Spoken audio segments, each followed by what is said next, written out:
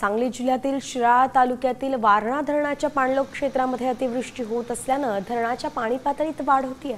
वारणा धरणातून 8530 क्युसेक पाण्याचा विसर्ग सोडणार असल्याने नदीकाठच्या नागरिकांना सतर्कतेचा इशारा दिलेला आहे।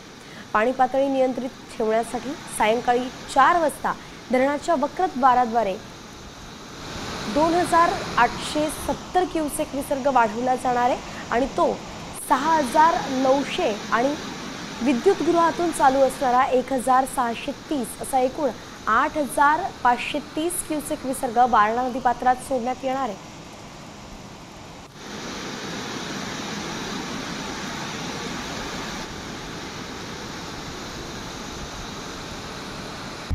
आता isakal.com आहे देशातील नंबर 1 ची मराठी न्यूज वेबसाईट।